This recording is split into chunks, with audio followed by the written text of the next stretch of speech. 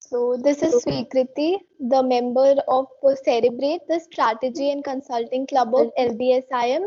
Welcome to another episode of Industry Unplugged. Today we have with us Mr. Shivam Tiwari, Product Manager at High Level, a software as a service company. So a very warm welcome, sir. Thank you for calling me. It's a pleasure to be here. Let's do this. Yes, so the first question that I have for you is that we have seen that there are many financial frauds being conducted in the name of digital marketing. Government and RBI are also taking strict action against it. So, what, according to you, are the challenges going ahead? Frankly, I'm not too worried, Swikriti, because I mean, if you look at digital marketing industry as a whole, you look at the B2B digital marketing, the SaaS digital marketing, and I mean, all of those are potentially risk-free. If you look at the only place where we might be a bit vulnerable, that is the e-commerce sector. And there also, I think it's more like the emerging companies which are shifting to e-commerce because it might so happen that they might get leads by digital marketing, but may or may not fulfill the order later on.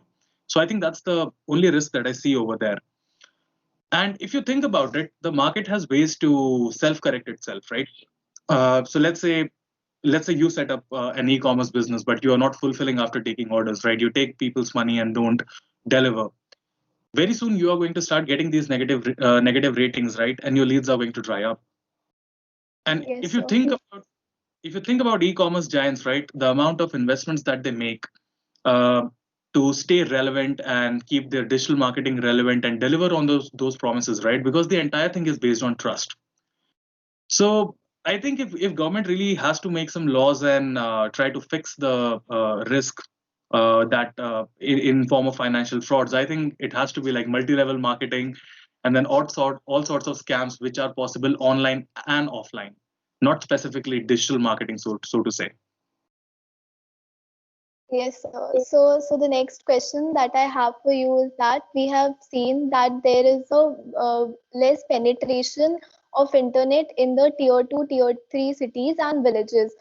So, with such low penetration of internet, what are the challenges that digital marketing faces, and how does the industry plan to overcome that? So are you speaking about India and tier 2, tier 3 cities specifically, or Yes, are you sir. talking generally? Okay, cool.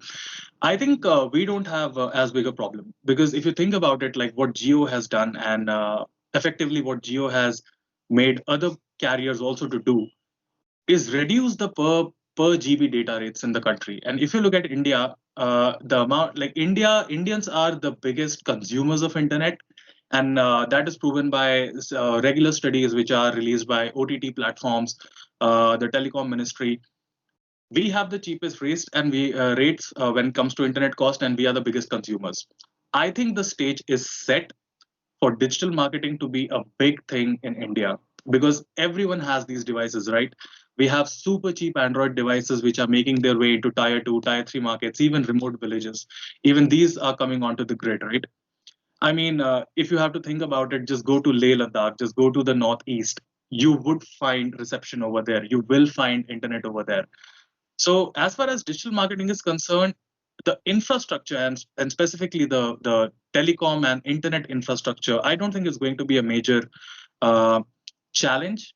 What is going to be a challenge is the culture, the adoption, and the overall user behavior around digital marketing. So I think that's what companies need to focus on instead of the infrastructure. Yes, sir. So the next question that I have for you is that COVID-19 pandemic has been a blessing in disguise for digital and IT industries. So what, according to you, were the challenges the industry had to face due to the sudden surge in demand in the digital marketing during the lockdown period? So when we talk about digital marketing industry, right, there are two aspects to it. The first part is the service itself, right? Like if you have to run Facebook ads, if you need to do all of these activities, there need to be people who actually man these services, right? Like a person is going to go and they are going to create the ad for you. So the service aspect, I mean, we saw a sudden surge in the service aspect, and suddenly when an industry starts booming, you have a sudden influx of people. They need to be trained and they need to know the gig. So that is one challenge that I saw in the last 6 to 9 months. And especially like since at high level, we are the platform. So that is the second side, the software side. The platforms, I think it was a merry-go-round joyride for them. We had this sudden influx of people who probably quit their jobs, probably got fired due to the pandemic, and they were now looking for ways to run their own business or make money online. And I think digital marketing provides them that platform. So, just think about yourself, let's say you have a particular hobby, if you're an artist, if you're anything. In the COVID time, it's literally easy for you to go out there, set up your own e-commerce and start fulfilling, right? And we saw a lot of these users finding their way into digital marketing platforms.